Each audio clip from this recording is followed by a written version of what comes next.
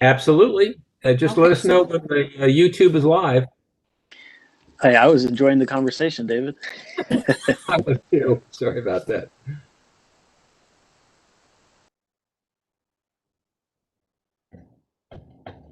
Okay, you guys are ready to go. Okay, thank you. Good afternoon. Welcome to the this meeting of the Legislative and Policy Committee of the Northern Virginia Transportation Commission for Tuesday, February 2.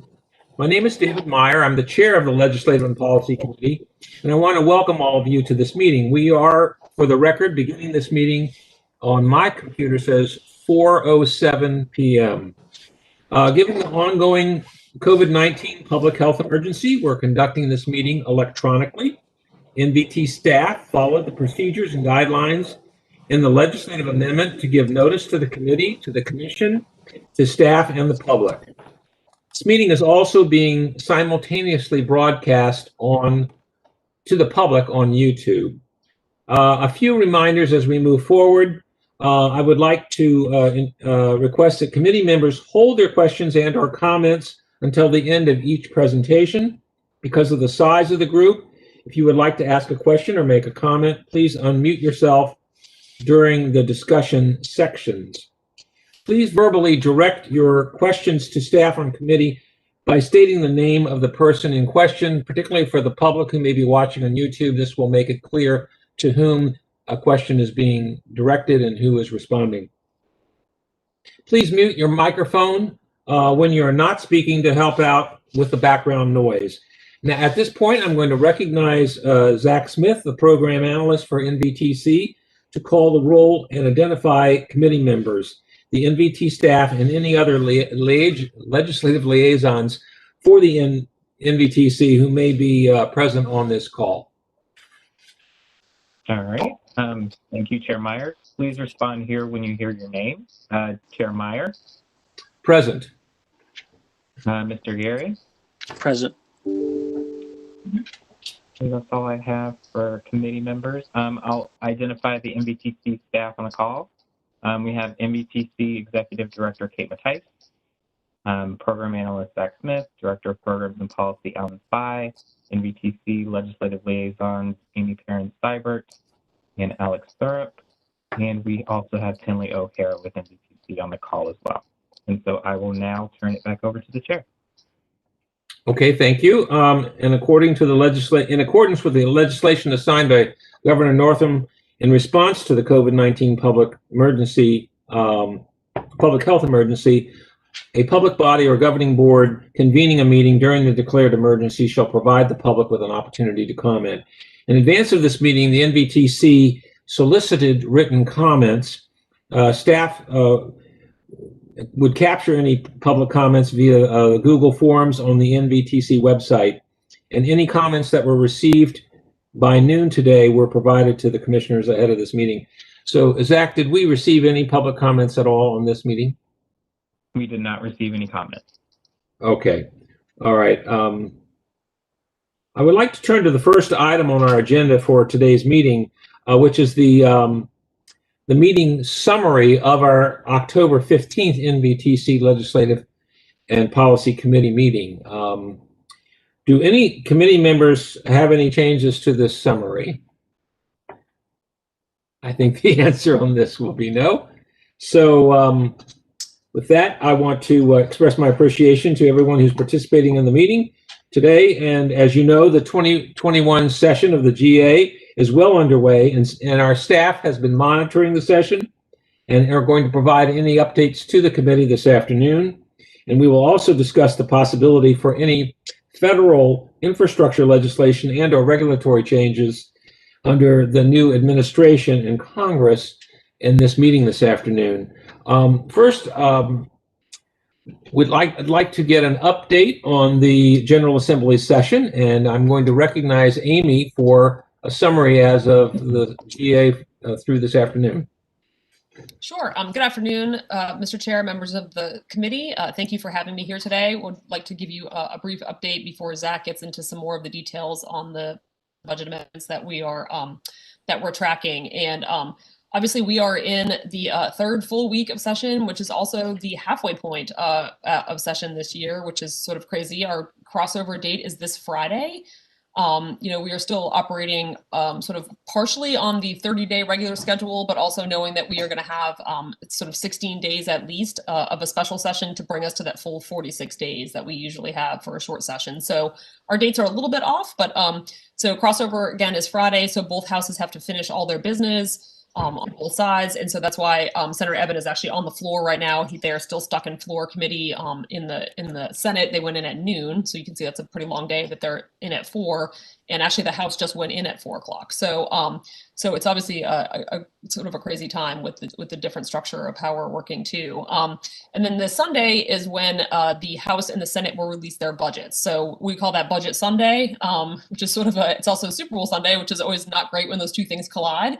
But it's Budget Sunday, and so that's when all the when the House puts out their version of the budget, the amendments they're making to the governor's budget, and the Senate puts out their amendments to the governor's budget. So that's supposed to be happening this Sunday. I know that everybody has been very crunched for time. There hasn't been a lot of work done, so there's going to be some real scrambling, I think, to get a lot of work done. Obviously, the staff has been working very hard, but I think the members have been really still working super hard on all their committees and subcommittee meetings. And so we know there's going to be a lot of work done between now and Sunday on the budget. So again, we're looking at the session ending hopefully still on February 27th, which is a Saturday, and hopefully that will end up being sort of a sine die. So we're looking at the same sort of schedule, but it's going to be a combination of a regular schedule, a regular session and a special session attached to it. So those are sort of the main kind of big overview I sort of wanted to give. We've got a lot going on in the General Assembly. There's a lot of big issues everybody's tackling. Transportation's been fairly quiet this year.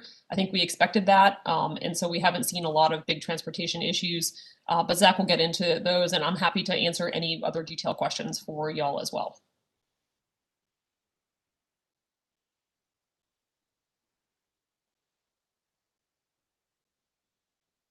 Ooh, I think you're on mute, Mr. Chair. Oh, there you are. Okay. Yep.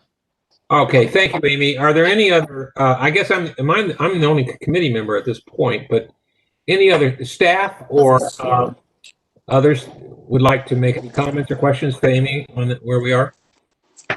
I'm good. Kanick? Okay. All right.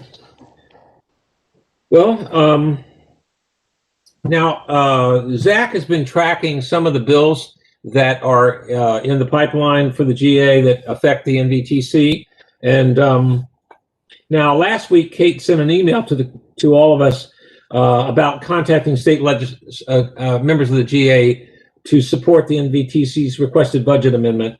And most of you are intimately familiar with this particular request.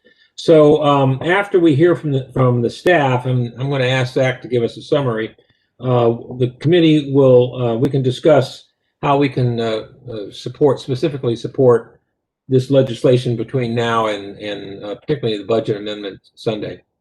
So I'm going to ask Zach to give us an overview, if you would, please. All right. Thank you, Mr. Chair.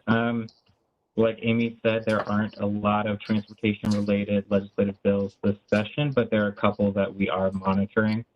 So just going down the list on the screen here. So we have HB 1931, which touches on members of a public body being able to meet electronically if they need to do so in order to care for a sick relative or a family member with a medical condition. I'm just sort of recognizing the sort of accommodations we need to make due to the pandemic. And that bill was in the House and it's now moved to the Senate Committee on General Laws and Technology, and it did unanimously pass the committees in the House to make it over to the Senate. We also have a resolution that requests the RPT to conduct a 2-year study of transit equity and modernization in the Commonwealth. DRPT has been working closely with Delegate McQuinn on this study, and basically it's just going to be a needs assessment of where transit agencies in Virginia are with serving those underserved populations, and what can we do about improving transit accessibility, safety, electrification, and implementation of new technologies. And so that bill also passed the House and made it over to the Senate. It did have one change from the original bill, which is that right now DRPT has to supply an interim report to the General Assembly and the governor by December of this year, and they need to complete their recommendations by August of 2022.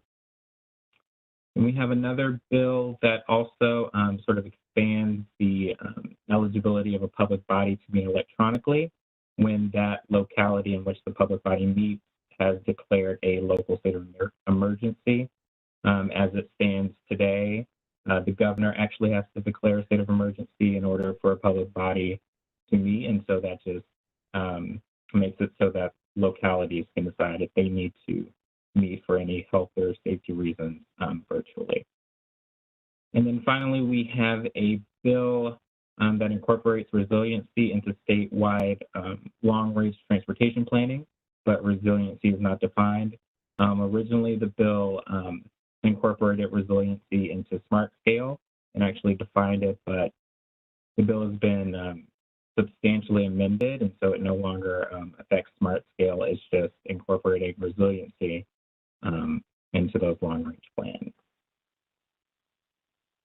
And we also have a few budget amendments that we're monitoring as well. The first one being the NBTC requested budget amendment to allocate $30 million from the general fund using the NBTC formula to our localities so that they can pay their WMATA commitment. And then we also have a budget amendment that was requested by Delegate McQuinn that would sort of waive the cap on funds in the TRIP program that support transit equity and the implementation of reduced fares and free fares for low-income riders. Item 442, just moving down the list here, sort of provides a dollar amount to that DRPT study, HJ 542 that I talked about on the previous slide. And then the final two amendments are just things we want to be aware of. Governor Northam's proposed $50 million budget amendment to support his Transforming Rail in Virginia initiative. And this would just help expand passenger rail into the New River Valley, which would also have some positive benefits for VRE. And then we are also watching an amendment that would provide $10 million from the general fund to provide sort of a test bed for new technologies, autonomous vehicles, connected transit vehicles at the metro station in Falls Church. And so those are the amendments that I'm watching. I can take any questions on those if there are any. Mr. Chair. Yeah, thank you, Zach. Yeah, Yannick, go ahead. Thank you. So I don't know which one this is related to, but I got an email recently saying that Director Mitchell just gave an update that DRPT might not be able to meet their expected revenue or apportionment. Do we know anything about that? And it might have just happened in the last hour or something. I believe she spoke to the Senate Finance Committee this morning. I don't have the exact numbers, but I do know that the revenues are down from the transient occupancy tax, basically the hotel tax, and the motor vehicle rental sales taxes. So those revenues are down this year, and I believe, I don't want to put a dollar amount on it quite yet, but I do know those revenues are down. I don't know, Kate or Amy, if you have anything to add. I say just the thing, this is specifically about the capital, the dedicated funding for Metro capital program. So this is apart from DRPT funding that any of our jurisdictions get. And so indeed, Director Mitchell did present, and we just actually I just got a copy of her presentation. And one of the things that she had commented was if Virginia is unable to meet it had projected 154 million. It also means that DC and Maryland, like we only put in as much as DC and Maryland do. So it's a coordinated conversation with the three of them and how that with the Metro budget. So I think that's actually probably a very good thing for us to ask of Jennifer when she's at the commission meeting on Thursday, because this is sort of hot off the press today, right? As we just saw. And it'd be interesting to hear how they are negotiating with Maryland and the District of Columbia on that tri-party agreement. We don't have an estimate as to what those numbers look like at all. Has anybody heard anything on that? I mean, I think what we heard, what I have heard, and again, I think it was sort of like it wasn't a full presentation, but I think what Jennifer Mitchell had said was around $22 million was the number they were thinking was the gap.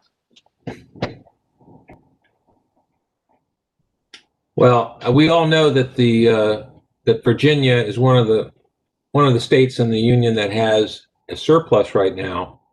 So it's very, everybody is saying, yeah, we love the surplus, but we have these needs. And so this is the third one I've heard this week that falls into that category. The other being education match, as well as our $30 million that we're asking for.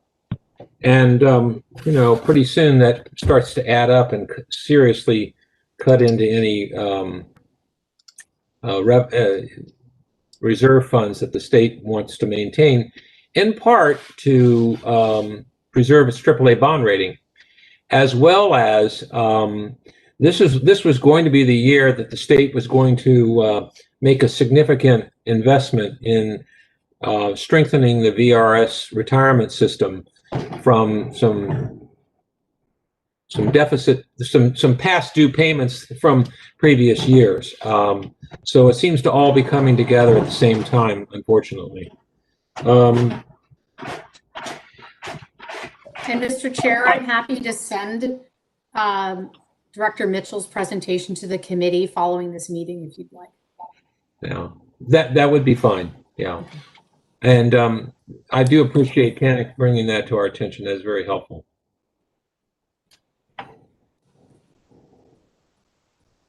Now, are there any other, I would like to go back for just a moment and talk a little bit, one more time about our one-time allocation request of $30 million from the general fund.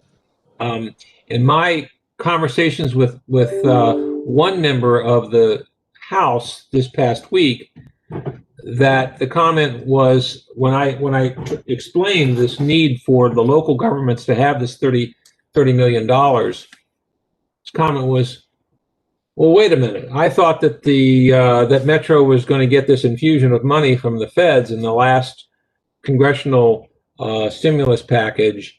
Didn't that take care of Metro? And my response was, it was a huge, huge help to preserving the integrity of the system, but it still leaves the local governments vulnerable to meeting their commitments, because that money from the feds did not cover everything that Metro needed. And so I was sharing this with Kate earlier today, that I think we have an education challenge to make sure that people are understanding that the need is still there, especially through the lens of the local governments, which is where NVTC has its representatives and commissioners.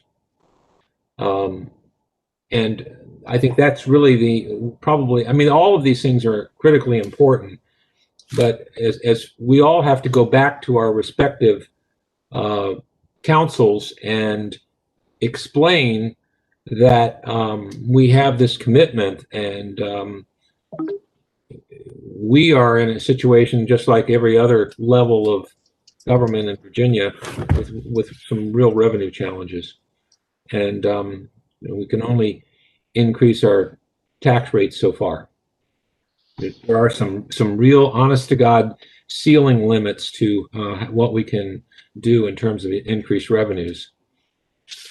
So, I mean, I think all jurisdictions in our region have a little, at least in theory, have a little bit more capacity to raise revenue, but it isn't that much given where we are economically right now.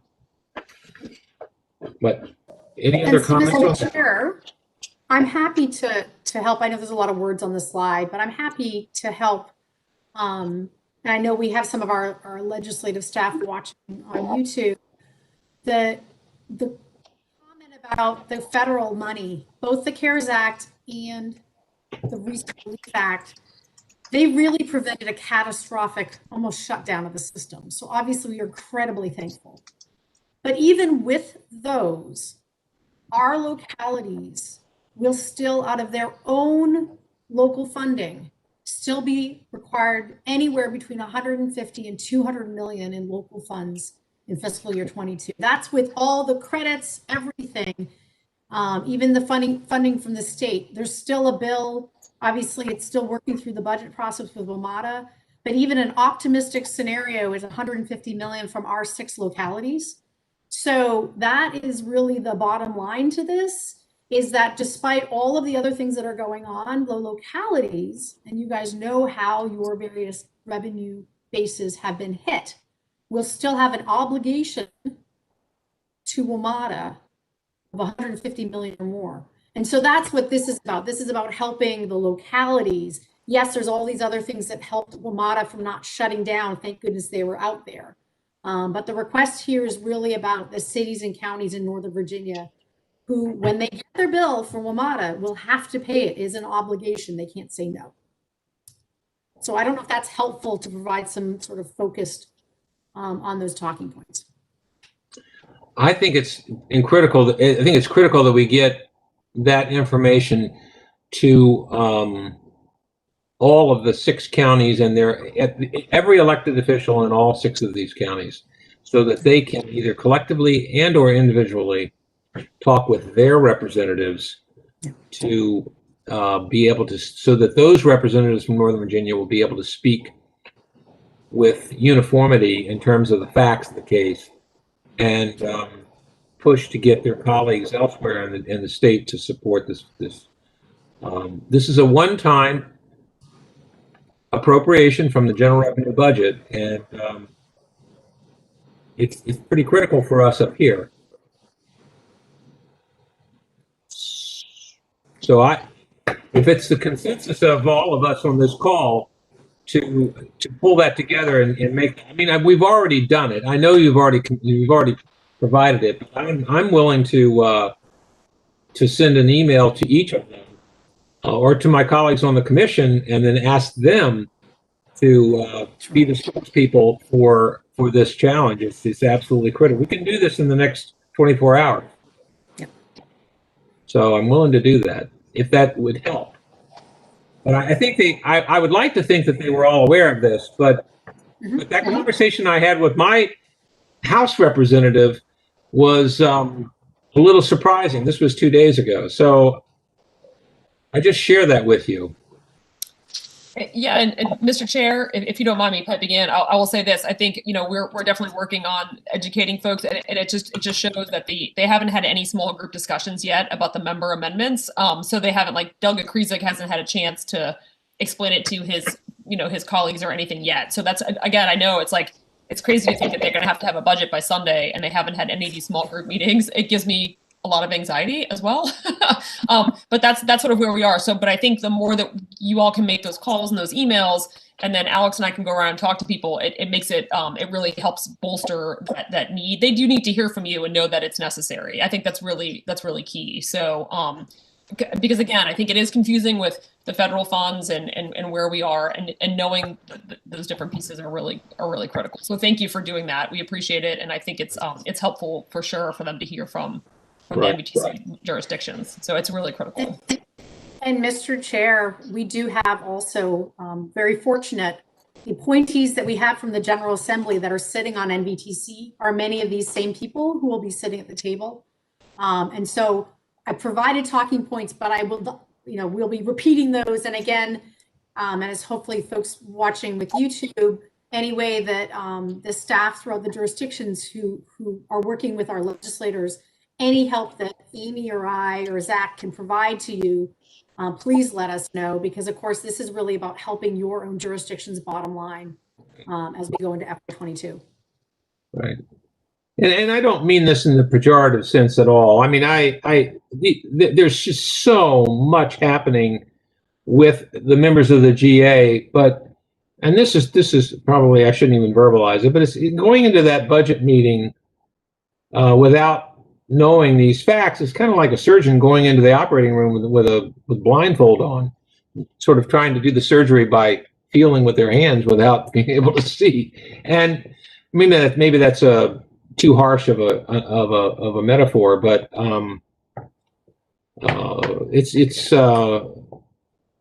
this is pretty serious for us in Northern Virginia with respect to transportation funding, because this will, at least in my jurisdiction, soak up, if there's any discretionary monies that are out there for matching monies for projects or anything, this will take it all. And that could really set us back. So, okay. With that, Zach, are there any other items that you would like to call attention to here at all? You want to give us the federal update? That's good. All right. So this is Kate. I'm happy to do that. Are you good with that, Zach? Handing off. I'm totally fine with that. Yes. All right, fantastic. So there actually are a lot of different things that are happening in the federal space. And even as of about just a couple hours ago, we do have Pete Buttigieg is confirmed as a new Secretary of Transportation, came in. And as you may or may not know, being a mayor of a small city that has a bus transit system, and he's also a big fan of the concept of complete streets. So basically making streetscape work for pedestrians. I think this is new for the U.S. Department of Transportation. And so, of course, the administration in general is looking at the big picture of climate change, but the actual appointees that are coming in are really reflecting that.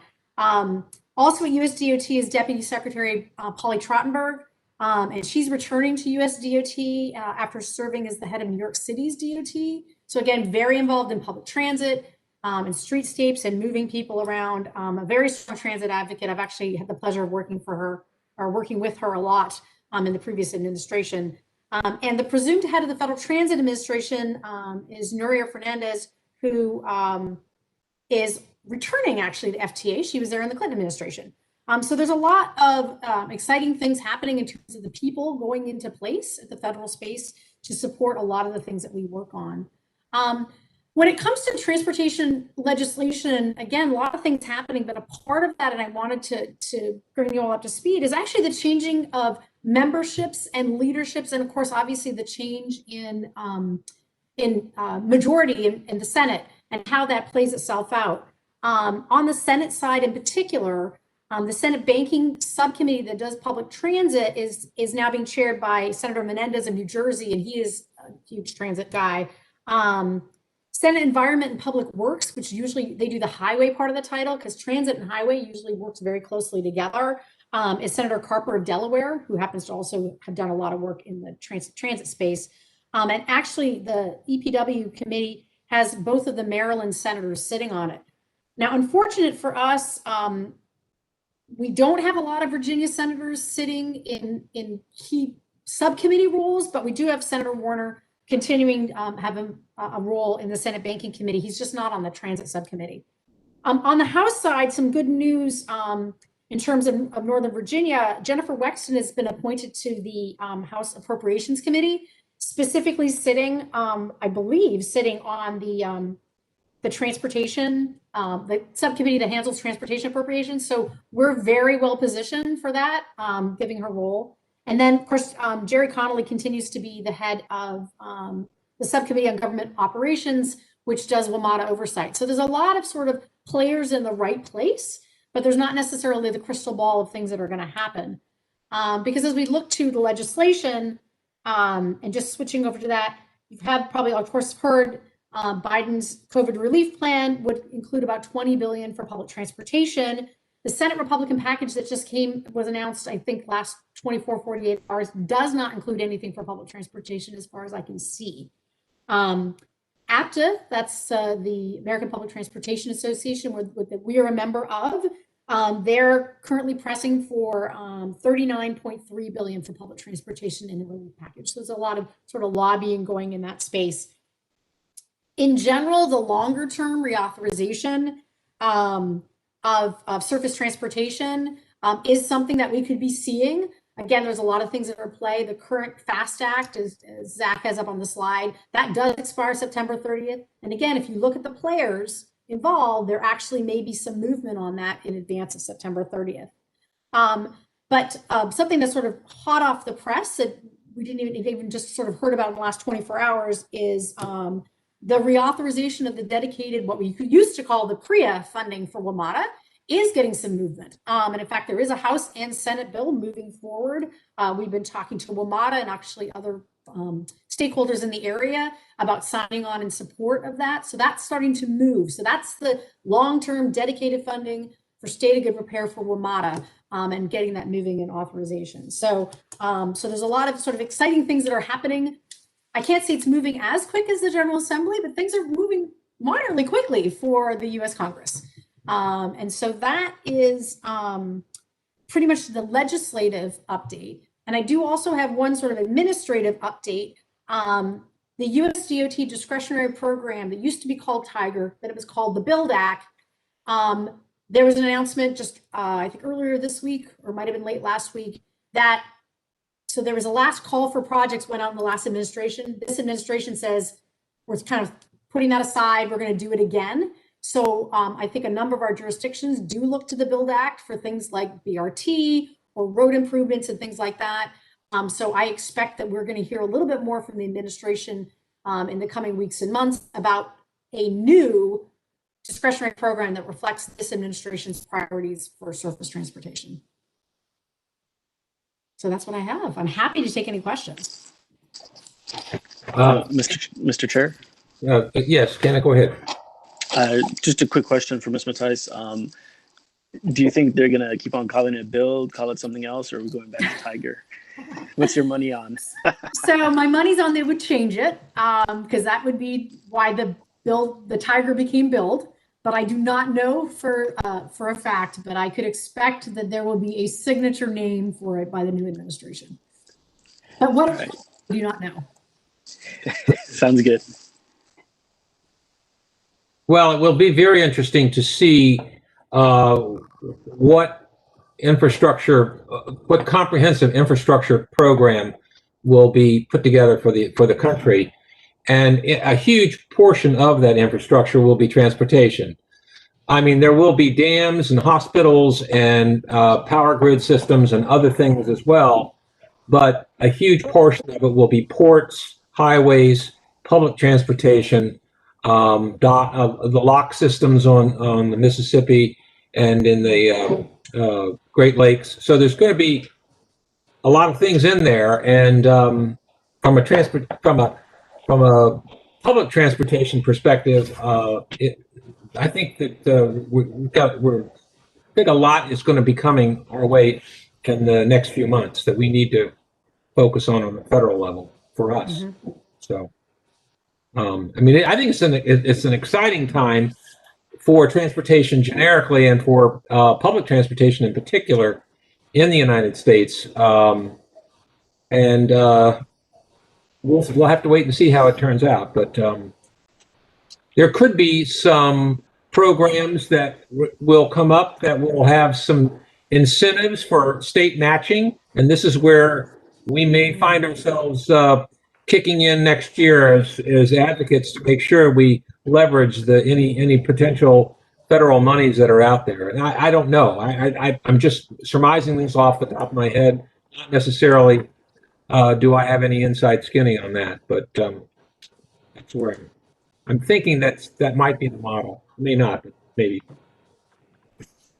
Maybe you know more about that. Committee. I'm sorry. No, I said maybe you know more about that, Kate. I don't know. You know, I obviously where things move with major infrastructure bills, one of the dynamics at play really even goes to the structure of both the House and the Senate. House has a Transportation and Infrastructure Committee. It's very easy to make something consolidated that covers a whole bunch of infrastructure. Sitting over in the Senate, there's a long history, even in just doing surface transportation is 3 committees and a funding committee. So if anything, the challenge is literally getting the right people to talk to each other to decide they're going to move something forward. But you know, I mean, there is a definite desire, and the players are in the right place for it. Right. Okay.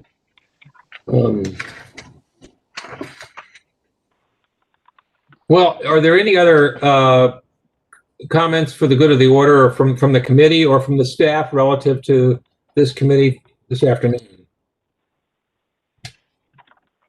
Mr. Chair, I just wanted to note that I was in agreement with you that we should notify our other commission members in terms of talking to our state delegations.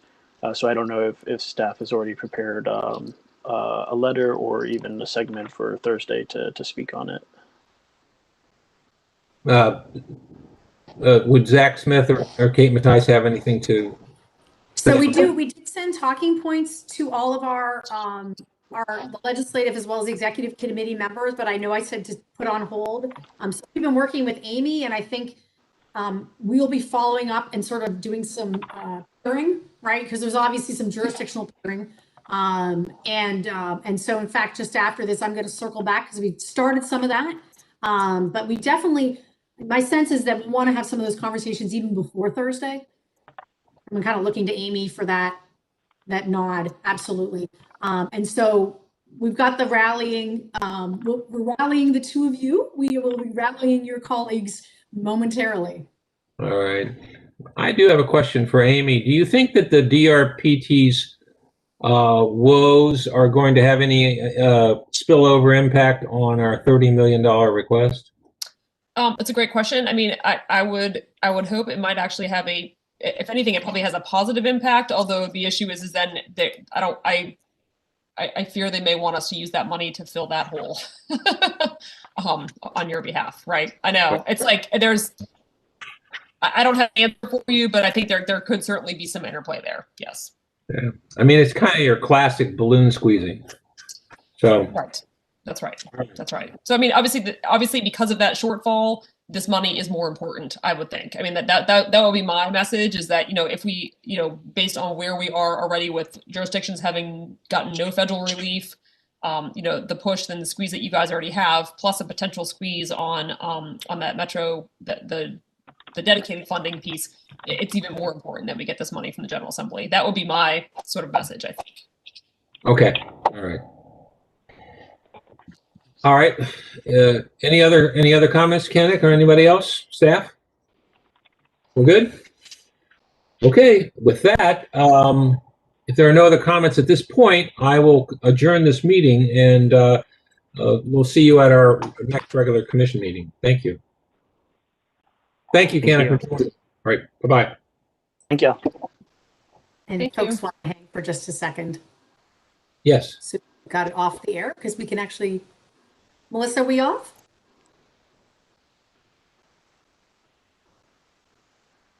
There's a 30-second delay, so if you can sit tight for like 10 more seconds. Fantastic.